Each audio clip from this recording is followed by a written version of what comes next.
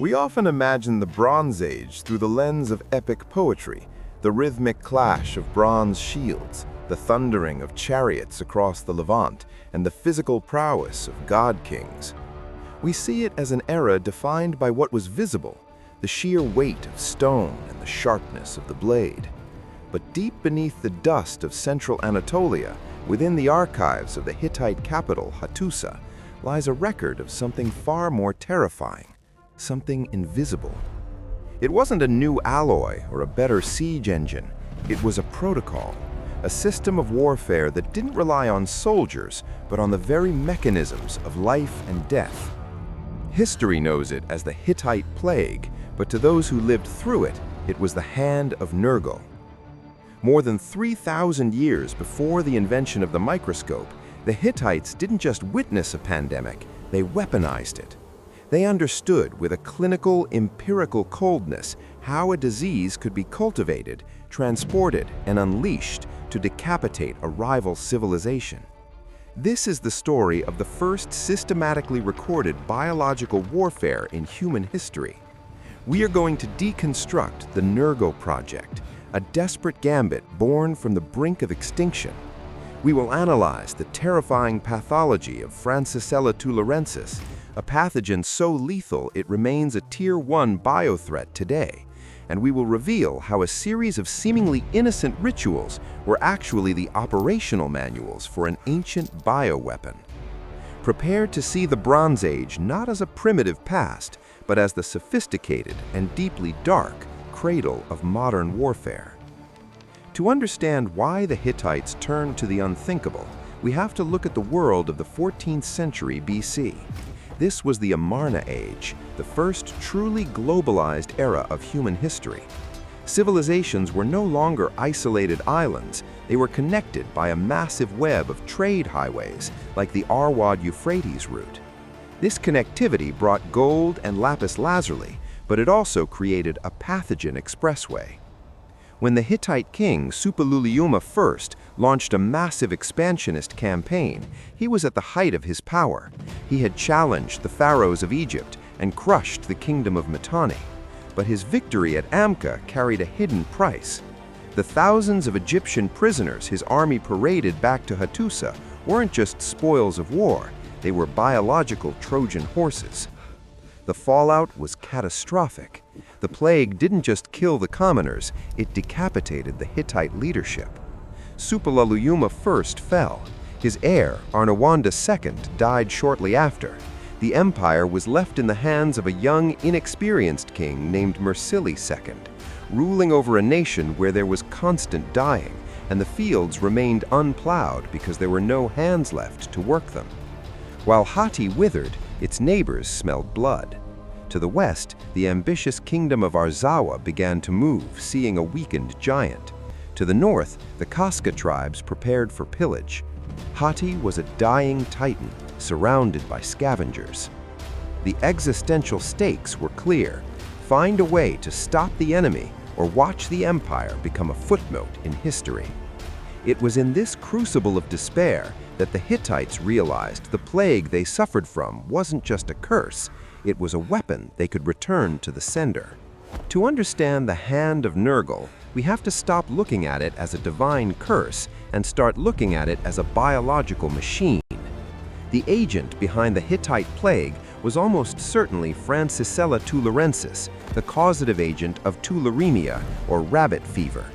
Scientifically speaking, this is a gram-negative, facultative intracellular bacterium. But what does that actually mean for a soldier in 1320 BC? Think of it as a biological Trojan horse. Unlike most bacteria that are destroyed by our white blood cells, F. tularensis specializes in hijacking them. It allows itself to be swallowed by macrophages, the body's security guards, but instead of being digested, it escapes into the cell's cytosol and begins to replicate uncontrollably. It doesn't just attack the body, it wears the body's own defense system like a suit of armor. The most terrifying technical aspect of this weapon is its infective dose. Most pathogens require thousands or millions of organisms to successfully overwhelm a human host. But with Francisella tularensis, the LD50, the dose required to kill 50% of a population is remarkably low. Only 10 to 50 organisms are needed if inhaled or entered through a small cut.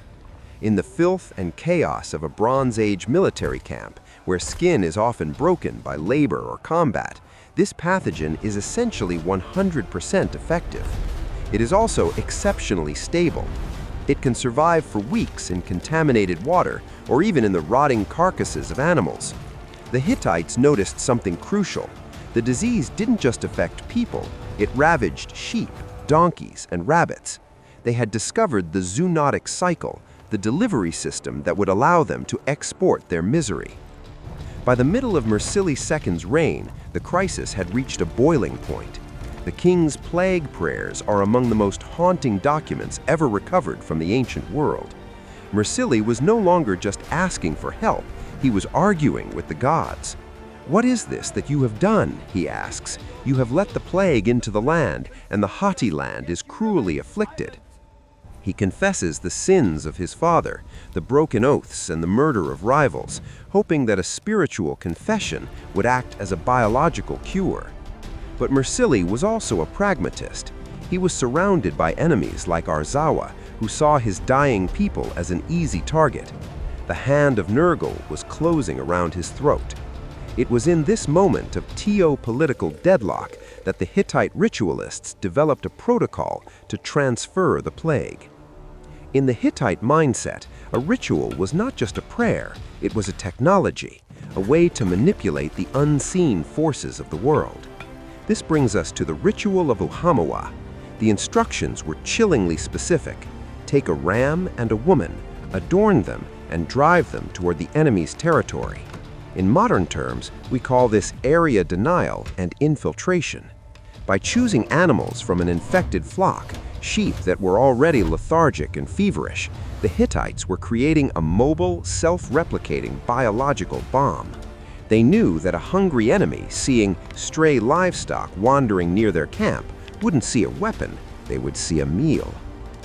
The climax of the Arzawa campaign is one of history's most debated moments. The Hittite annals record that a thunderbolt, or kalmisna, sent by the storm god, hit the Arzawan capital of Apasa. But it didn't just hit the city. The text says it settled in the knees of King Uhazitis, making him ill and unable to walk. For centuries, historians thought this was a literal meteor or a stroke, but modern paleoepidemiology suggests a more clinical reality. A primary symptom of ulceroglandular tularemia is lymphadenopathy, the painful, massive swelling of the lymph nodes. When the nodes in the groin or near the knees swell so much, the victim is effectively paralyzed. The thunderbolt wasn't a celestial event, it was the sudden, explosive onset of the bioweapon the Hittites had unleashed. With their king incapacitated and their soldiers dying from an invisible enemy, the Arzawan resistance collapsed. Mursili II marched his troops, who may have possessed some level of natural immunity after 20 years of exposure, into a kingdom already defeated by a bacterium. This was the first recorded instance of a military victory achieved through the intentional spread of disease. The Hittites had not only survived the plague, they had forced it to work for them.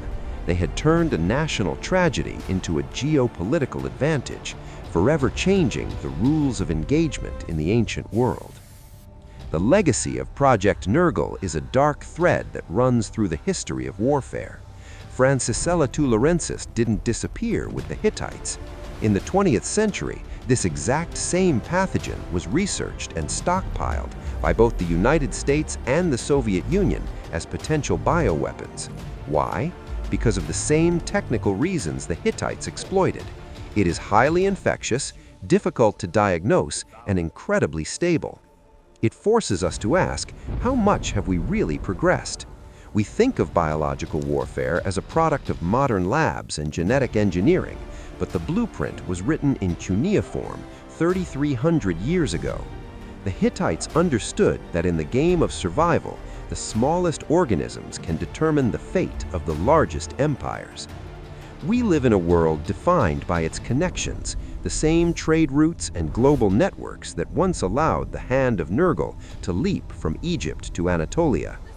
The story of the Hittite plague is a reminder that we are never as safe as we think behind our walls and weapons. The next thunderbolt might not come from the sky, but from a microscopic hitchhiker on a merchant caravan or a stray animal on a forgotten road. The archives of Hattusa are still speaking to us, warning us that the most dangerous weapon is the one we cannot see.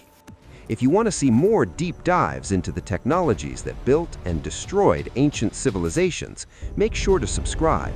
History isn't just about what happened, it's about what's waiting to happen again.